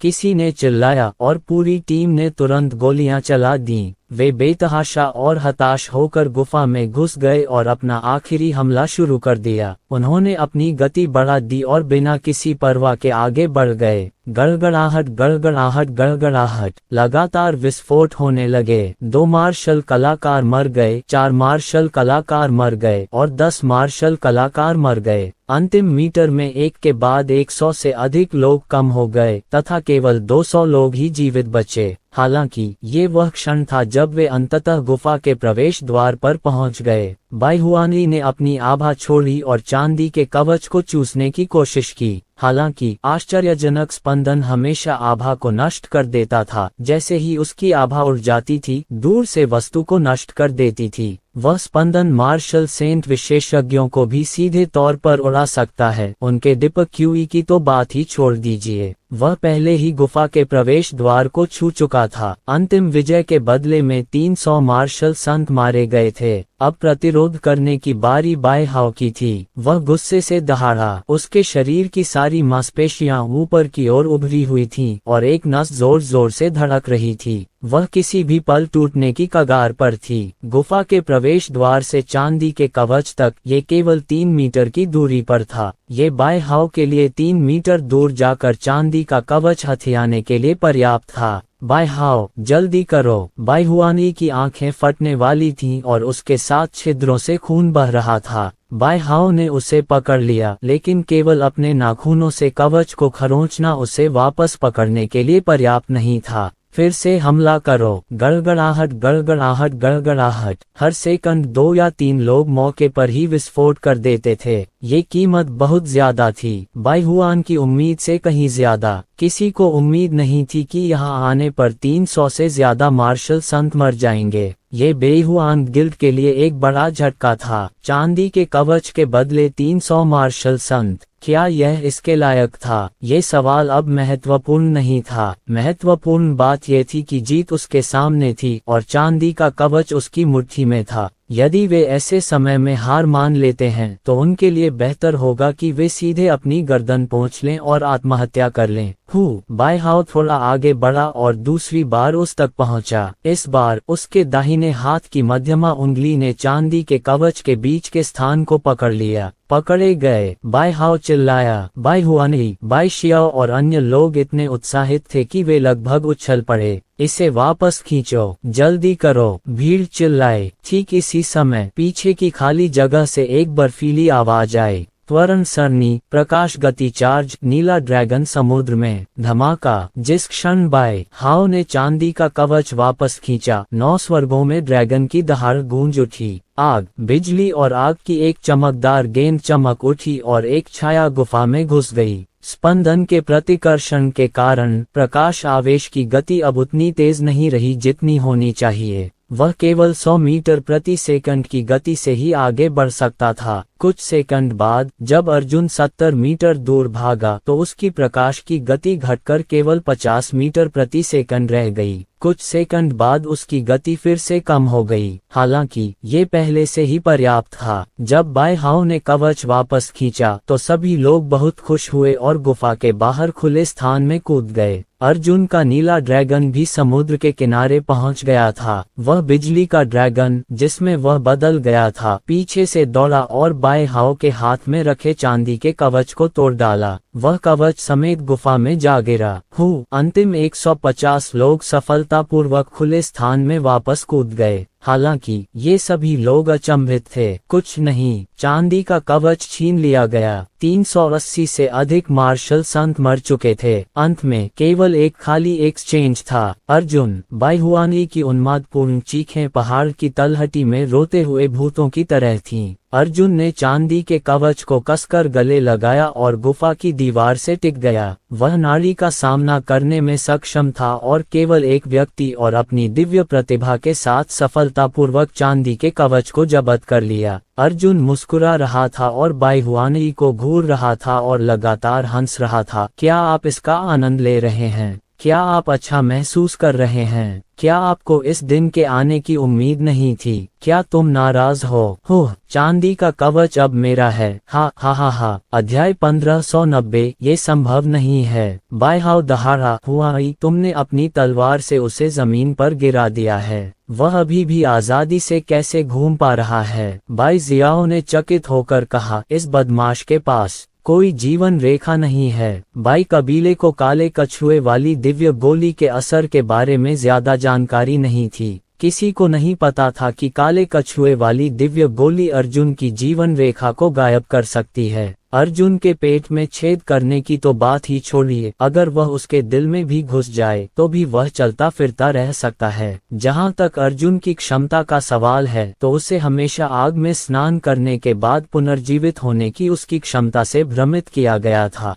हर कोई हमेशा से जानता था कि अर्जुन को मारा नहीं जा सकता था और उसे हमेशा पुनर्जीवित किया जा सकता था, लेकिन इसकी तुलना में अधिक स्पष्ट काले कछुए की दिव्य गोली के प्रभावों को सभी ने नजरअंदाज कर दिया था। अर्जुन, मैं तुम्हें मार डालूंगी, मैं कसम खाती हूँ कि मैं तुम्हें मार डालूंगी, bai हुआनयी चिल्लाए। अर्जुन ने व्यंग्य किया, आओ, मैं तुम्हारा इंतजार कर रहा हूँ, आओ और मुझे मार डालो, अगर हिम्मत है तो यहाँ आओ। bai हुआनयी ने दहाड़ते हुए कहा, तैयार हो जाओ, जल्दी करो, तैयार हो जाओ। हालांकि किसी ने भी उसकी कॉल का जवाब नहीं दिया। यदि पहली बार सभी लोग कतार में इसलिए खड़े हुए थे क्योंकि वे गुस्से में थे, तो इतने सारे मार्शल संतों को मरते देखने के बाद सभी को डर लगने लगा। अंततः ये 150 लोग गुफा में घुसने के लिए पर्याप्त नहीं थे। तुम सब वहाँ किस लिए खड़े हो? जल्दी से लाइन में लगो और आगे बढ़ो। चांदी का कवच उस बदमाश से सस्ता नहीं हो सकता। bai हुआनयी दहाड़ी। फिर भी किसी ने उसे उत्तर नहीं दिया। वह पागल होने ही वाली थी कि उसने गिल्ड के एक सदस्य को पकड़ लिया और उसे गुफा की ओर फेंक दिया। bai हुआनयी, तुम लानत हो। गिल्ड सदस्य चौंक गया और पीछे की ओर उड़ गया। उसने अविश्वास से bai हुआनयी को देखा और गुस्से से चिल्लाया। हालांकि इससे पहले कि वह श्राप देना समाप्त कर पाता, वह गुफा के प्रवेश द्वार से 50 मीटर दूर विस्फोटित हो गया। सभी मार्शल संतों ने एक साथ अपने हथियार निकाले और पागल bai हुआनयी पर निशाना साधा। हुआई। bai वुचेन ने bai हुआई के कंधे को दबाया और धीमी आवाज में कहा, किसी को नाराज मत करो, अभी हमारे पास कोई रास्ता नहीं है। वह बदमाश जरूर बाहर आएगा, हमें बस इस जगह की रखवाली करनी है। bai हुआनयी ने गुस्से से कहा, क्या होगा अगर वह अपनी पूरी कोशिश करने के बाद भी बाहर नहीं आता है?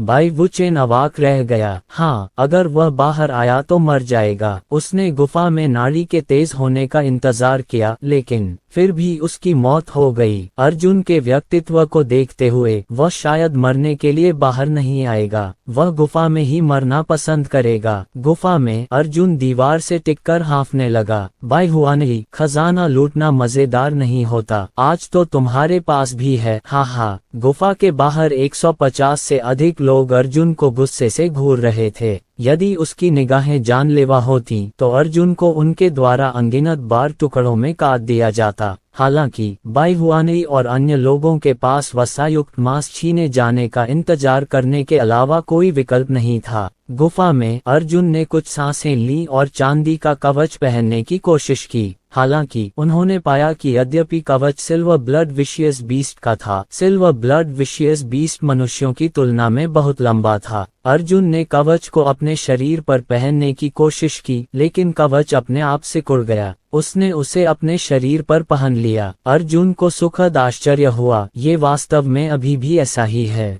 बड़े सांप ने कहा, इसे जल्दी से उतारो और छोटी चिड़िया पर डाल दो। अर्जुन को अचानक लिटिल स्पैरो की याद आई। उसने जल्दी से अपने कंधे पर नजर डाली और पाया कि लिटिल स्पैरो उसके कंधे पर अर्ध बेहोशी की हालत में मौत के कगार पर पड़ी थी। उसने जल्दी से अपना कवच उतारा और छोटी चिड़िया को उसमें ठूंस दिया। किसने सोचा होगा कि कवच वास्तव में और भी सिकुड़ जाएगा तथा उस छोटे से पक्षी को केवल 30 सेंटीमीटर ऊंचे चांदी के कवच में लपेट देगा। कवच की सुरक्षा के साथ छोटी चिड़िया ने अपनी आंखें रगड़ लीं और फिर से उठ खड़ी हुई। क्या तुम ठीक हो? अर्जुन ने लिटिल स्पैरो के हेलमेट पर दस्तक दी। छोटे पक्षी ने अपना सिर झुकाया और खुजलाया। उसने पाया कि हेलमेट की वजह से उसका सिर अवरुद्ध हो गया था और वह अपनी खोपड़ी की खुजली को खुजला नहीं पा रहा था। उसने आंखें घुमाई और एक चटकने की आवाज सुनी। हीरे के आकार का एक मुखौटा उसके गोल मटोल छोटे से चेहरे को ढंक रहा था।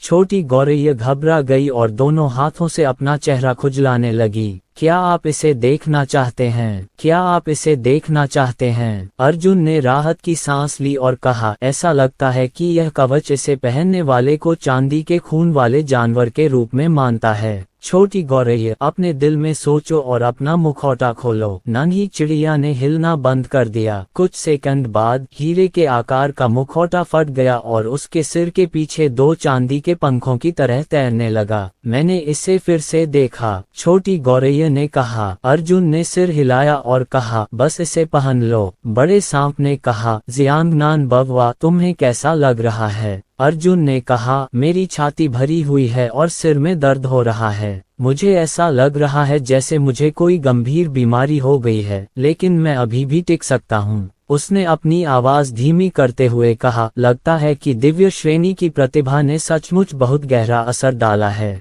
अगर मैं गलत नहीं हूँ तो इस तरह की धड़कनें शायद हत्यारे के शरीर से निकली चोट की वजह से हो रही हैं। सर्प बोला, लेकिन यहाँ बिना किसी कारण के एक क्रूर जानवर का कवच क्यों है? ये स्पंदन कहाँ से आया? अर्जुन ने गुफा के बाहर भीड़ को देखा और दांत पीसते हुए कहा, आखिरी पल का इस्तेमाल करके पता लगाना बेहतर होगा। चलो चलें। अर्जुन ने दांत पीसते हुए गुफा में और अंदर जाना जारी रखा। उसकी पीठ बाईहुआनी की नजरों से ओझल हो गई। गुफा पूरी तरह से काली थी और अर्जुन ने उसे रोशन करने के लिए एक चंद्र पत्थर निकाला। जैसे ही चांदनी पत्थर को बाहर निकाला गया, वह एक धमाके के साथ टूट गया। अर्जुन सूर्य देव तकनीक का उपयोग केवल अपने आसपास के वातावरण को प्रकाशित करने के लिए सूर्य की किरण निकालने के लिए ही कर सकता था। जैसे जैसे वह गहराई में जाता गया, धड़कन का प्रभाव और भी अधिक होता गया। इस समय अर्जुन लगभग इसे सहन करने में असमर्थ था और उसे चक्कर आ रहा था।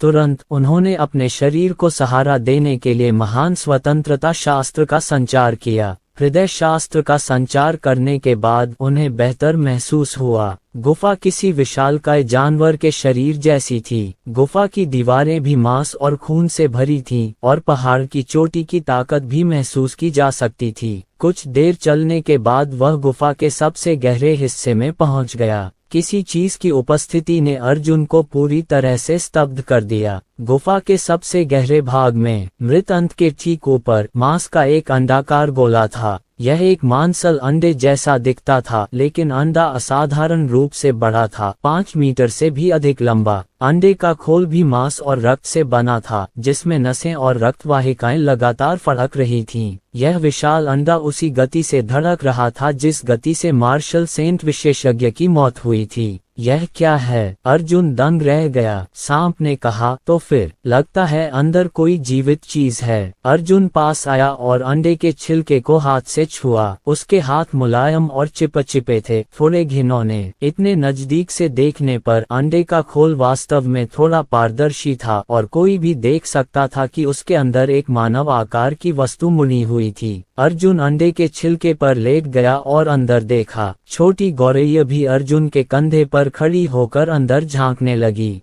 उस चीज को स्पष्ट रूप से देखने के बाद अर्जुन चिल्लाए बिना नहीं रह सका, दुष्ट जानवर! अंदर एक दुष्ट जानवर है, लेकिन इस हत्यारे के पास तो कोई खोल भी नहीं है। कितना शक्तिशाली जीवन संकेत है! इस अंडे के खोल में जीवन शक्ति का एक बड़ा विस्फोट हो रहा है। सांप ने कहा, हे भगवान, मुझे पता है, अंदर का भयंकर जानवर चांदी के खून वाला भयंकर जानवर है जिसका खोल उतार दिया गया है। ये चीज विकसित हो रही है। मैंने देखा। अर्जुन भी घबरा कर चिल्लाया, देखो, अंदर हत्यारे का एक नया खोल पहले से ही मौजूद है। बाहरी आवरण पर बने पैटर्न सुनहरे प्रतीत होते हैं।